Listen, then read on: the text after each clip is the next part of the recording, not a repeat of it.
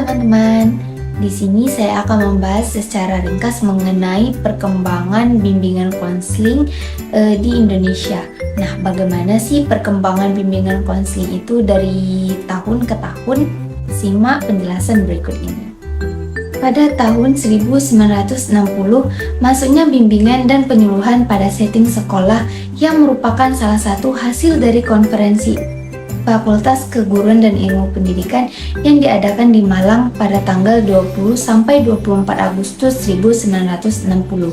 Selanjutnya pada tahun 1963, IKIP Bandung dan IKIP Malang mendirikan jurusan bimbingan penyuluhan. Lalu pada tahun 1971 berdirinya proyek perintis Sekolah Pembangunan atau PPSP di 8 IKIP. Yang pertama ada IKIP Malang, IKIP Bandung, IKIP Yogyakarta, IKIP Surabaya, IKIP Padang, IKIP Semarang, IKIP Jakarta, dan IKIP Manado. Lalu pada tahun 1975 terdapat 3 agenda. Yang pertama yaitu pada tanggal 15 sampai 17 Desember diadakan Konferensi Nasional Bimbingan di Malang. Lalu pada tanggal 17 Desember terbentuk juga Ikatan Petugas Bimbingan Indonesia atau disebut juga IPBI. Lalu yang ketiga lahirlah kurikulum 1975 untuk sekolah menengah atas yang di dalamnya memuat pedoman bimbingan dan penyuluhan. Nah, selanjutnya pada tahun 1978 diselenggarakan program PGSLP dan PGSLA bimbingan dan penyuluhan untuk mengisi jabatan guru BP di sekolah. Lalu pada tahun 1984, jurusan bimbingan dan penyuluhan berubah menjadi jurusan Psikologi Pendidikan dan Bimbingan atau disingkat dengan PPB. Pada tahun ini penyempurnaan kurikulum pada kurikulum 1884 masuknya bimbingan karir di sekolah tingkat menengah. Selanjutnya pada tahun 1989 terbit Undang-Undang Nomor 2 Tahun 1989 tentang Sistem Pendidikan Nasional, SK Menteri Pendayagunaan Aparatur Negara Nomor 26, Menpan 1989 tentang angka kredit bagi jabatan guru dalam lingkungan Departemen Pendidikan dan Kebudayaan. Selanjutnya pada tahun 1991 berdirinya Ikatan Pendidik Konselor Indonesia atau disingkat dengan IPKON sebagai divisi pertama IPBI. Lalu pada tahun 1992 munculnya divisi baru IPBI. Yang pertama di Jakarta, Ikatan Guru Pembimbing Indonesia atau disingkat dengan IGPI. Lalu yang kedua di Surakarta, Ikatan Sarjana Konseling Indonesia atau yang disingkat dengan ISKIN.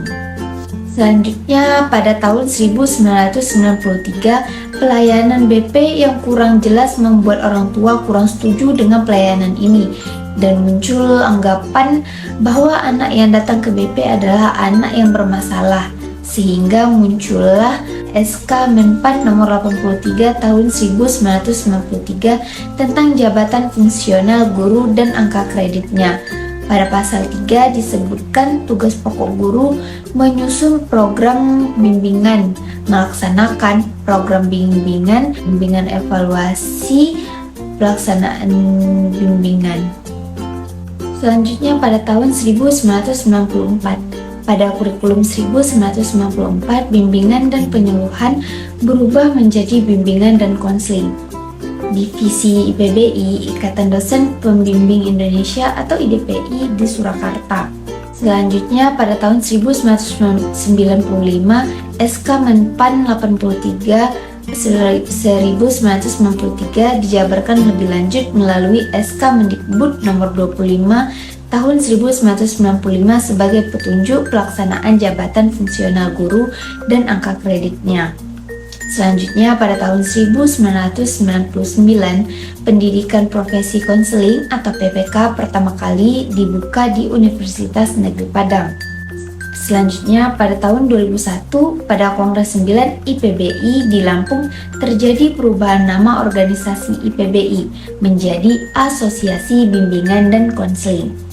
Selanjutnya pada tahun 2003 lahirnya Undang-Undang Nomor 20 tentang Sistem Pendidikan Nasional. Pada pasal 1 ayat 6, konselor sebagai salah satu kualifikasi pendidik. Lalu pada tahun 2007, Universitas Negeri Semarang membuka PPK.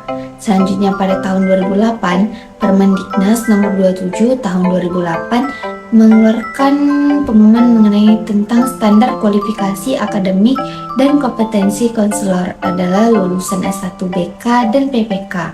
Selanjutnya pada tahun 2012, Unindra dan UNP bekerja sama dalam program PPK. Lalu pada tahun 2017, keputusan Menteri Riset Teknologi Pendidikan Tinggi mencantumkan PPK sebagai program studi, sedangkan PPGBK tidak termasuk di dalamnya. Nah, yang terakhir pada tahun 2018, UHAMKA bekerja sama dengan UNP untuk membuka PPK.